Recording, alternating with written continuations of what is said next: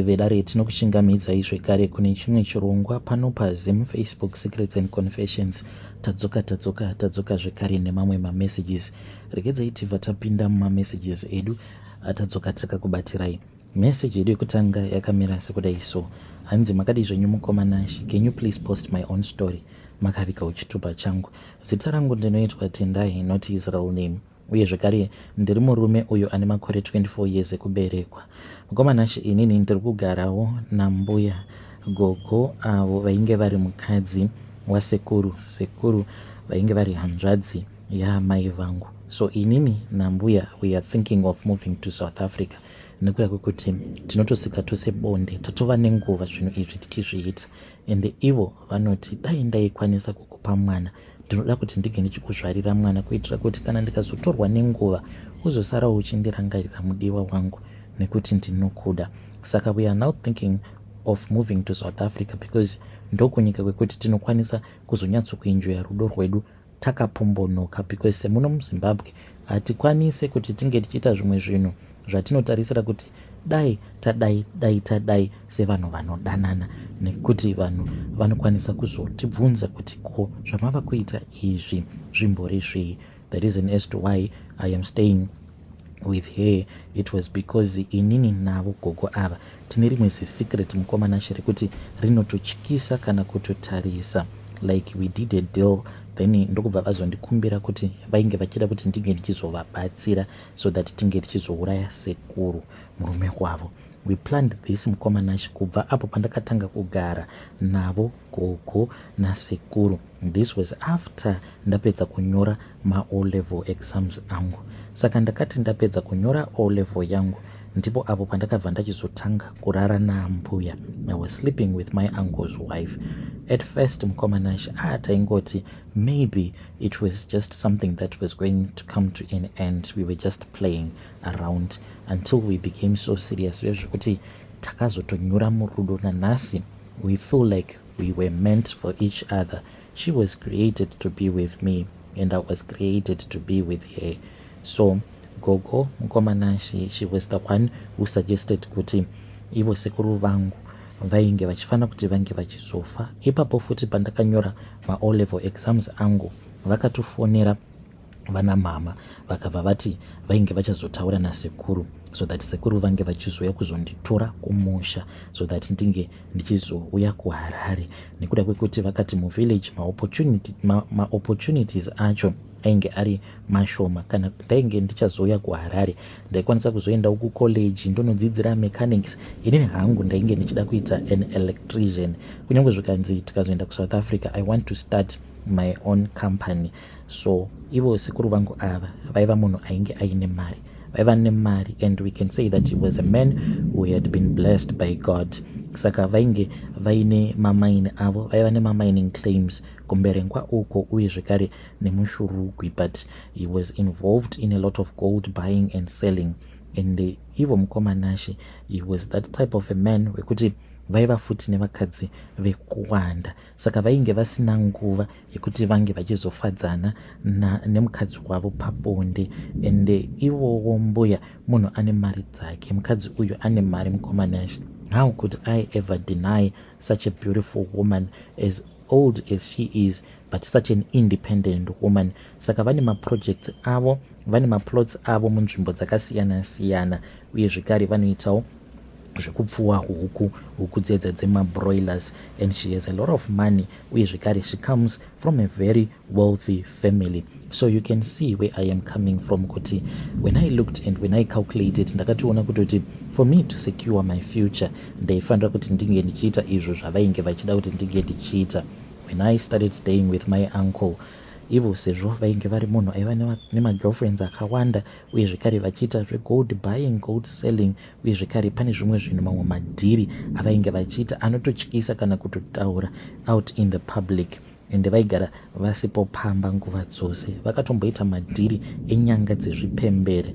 Most of the times vaingogara vari kumazheti vachiita madealings avo. So one day inini naMbuya takati tigere zvedu mudining room vana vaambuya tainge titori navo, but vakabva vazobatwa nehope, then vakabva vazoenda vakabva vazonorara. So it was me and her, we were watching Netflix. Whilst we were watching a movie on Netflix, sezvamunongoziva kuti Netflix iyo inongowanzo kuplaya mamovies ekuti all of a sudden musina kana kumbotarisira vanhu vanenge vatonamatirana vava kutoita bonde. Saka inini nagogo takabva tazongotarisana paya, tikabva tangotanga kungonyara.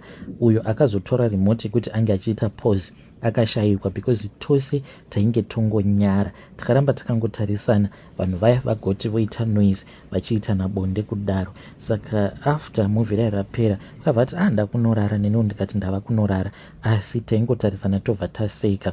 The next day, that was when she said kuti we were supposed to continue with a movie just like that one, a movie again. Later on in the evening, ndopa vakabva vazoti nhasi ndiri kunzwa nungu kuti tinge tichionera TV mudining room, because kana ndigere pasofa ndinozokasika kubatwa nehope plus kuri kutonhora. Saka ndichazokudana time uzoya tozoona movie bedroom mangu, because she was saying kuti she was too tired. Komanashi vakabva vazondisira apo, vakabva vanditi kuri sei uya kuno. Then ndakabva ndazonodongorera vana, ndikabva ndaona kuti vana kule vainge vatovata.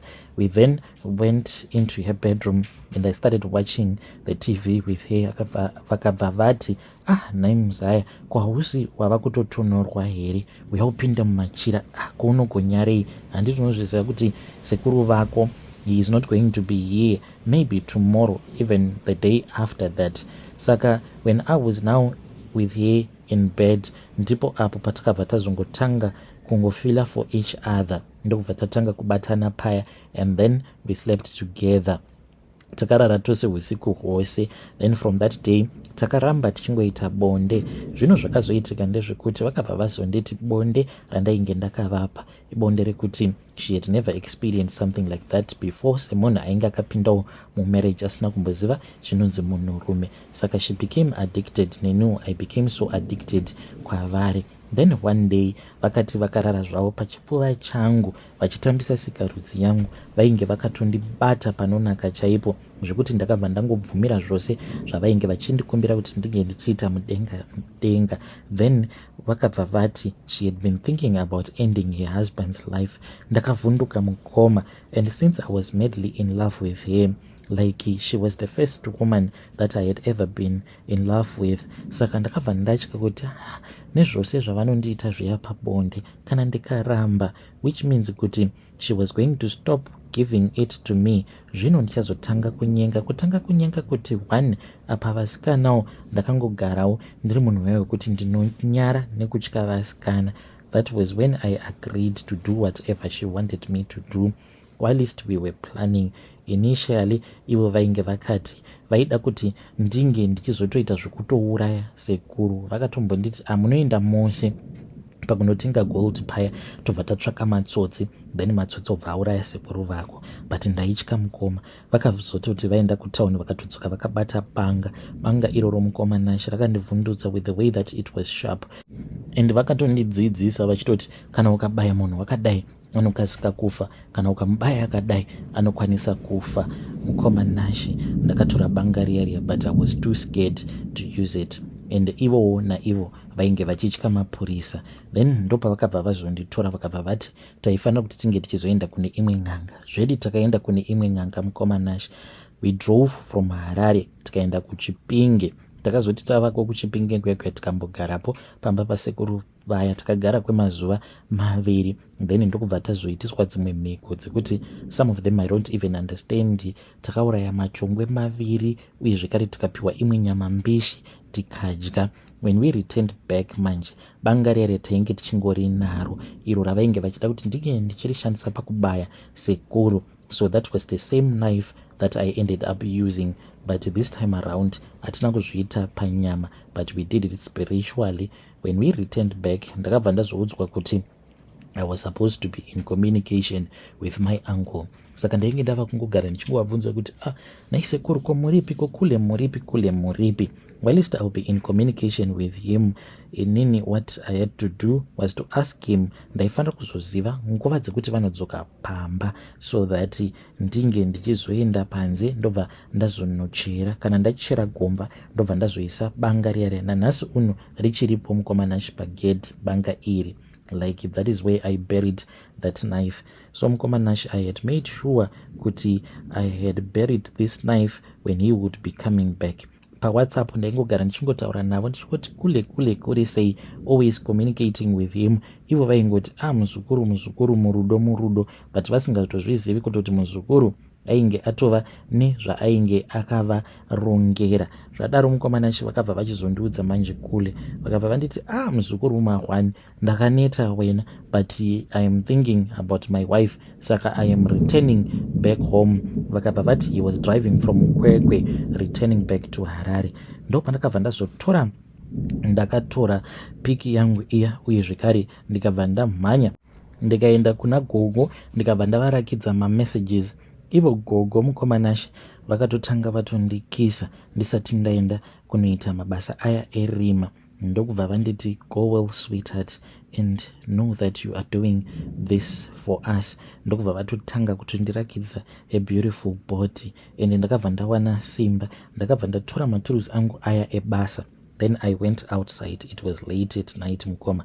Ndobva ndatanga kuchera, ndikachera, ndikabva ndazoisa banga riya mukomba nekamwe kamucheka kered kandakangoisa pamusoro pebanga riya. Ndokubva ndakafushira gomba riya, and then ndikabva ndatanga kudeketerera ndichidana mweya werufu kuti unge uchizotevererana nasekuru vangu, ndichiti apo pamuchangonotsika chete apa, zivai kuti muri kufa chete sekuru, munofa chete sekuru, mukangotsika apa chete pane gomba randachera iri ndikafushira, nhasi uno munofa chete. So mukomanashi, ivo sekuru vakazoti vauya paya, vakabva vazotanga kundifonera zvinhu zvandainge ndakaita mukomanashi. Even though gate iri, it is a remote controlled gate, I had gone and I had disconnected the battery from that little remote. Saka pavakazondifonera vachida kuti ndinge ndichizouya ndichizovavhurira gate manually, ndakaignore macalls avo, ndakadongorera. Ndokubva ndazonzwa munhu ava kuvhura madhoo emotikari, ndakafara chaizvo. Ende ndainge ndakachera gomba riya in such a way yekuti paya paunenge uchinovhura gate unototsika chete apo pandainge ndakaisa banga riya. Mukomanashi, I wanted him to step on that knife that I had buried, and ndakadelay just a little bit until ndava kunzwa vava kuvhura gate. That was when I ran outside ndichiti very sorry sekuru, very sorry, ndanga ndatobatwa nehope, saka handina kukwanisa kunzwa foni ichiringa. Vakabva vati it is okay muzukuru, ndinozviziva kuti iwe hope unodzifarira. When he was about to get into his vehicle, ndopa vakabva vazoridza mhere, vakabva vati mwari wangu kani, mwari wangu, ko chiko chandatsika, what has happened to me, ko ndabayiwa nei? Vakabva vanditi ndige ndichitocha, ndichibatidza tochi yefoni yangu. I then switched on my torch and I asked him what was wrong. Vakabva vati iwe ndabayiwa kuita sekunge munhu atemwa nenyoka. And then he told me kuti vainge vava kunzwa chiveve, gumbo ravo rekwa-right rainge rabatwa nechiveve, as if someone had stabbed him. We then went indoors. Vakangoramba vachingocomplain about the pain that he was feeling on his leg. Later on in that night, vakabva vachizotanga kurutsa, vakarutsa kani. The next morning he was supposed to drive him to Zvishavane because vainge vaina umwe bhaya wavaifanira kuti vange vachisangana naye, because vachibva kukwekwe uko vaitova negoridhe rainge rakawanda mukoma. Ende panguva iyo ivo sekuru pavakazofa, goridhe iri rakabva razovigwa naMbuya. That time we kept this as a secret from everyone. Kusvika pari izvino hakuna munhu anotombozviziva. Inini nagogo ndisutega tinozviziva kuti vainge vaine 600 grams dzegold idzo dzaifanira kuti dzinge dzichizoenda kuzvishavane, and we then sold the gold and we reinvested that money into another business. Saka gogo vakazonditangira rimwe business rangu. So ivo sekuru vakabva vazotanga kurwara. He then passed away. When he passed away mukomanashi, that was when I realized kuti zvinhu zvandakaitiswa nagogo, it is such an evil thing. But manje ndinovada, handidi kukunyeperai. gogo ndinovada. She's such a beautiful woman, even though she is way older than I am. But kana ndakavatarisa so ndinozokuona kuti this is the perfect woman. I was created to love her and she was created to love me. It is only that dai vaikwanisa vangadai vandipa mwana. I am in love with her.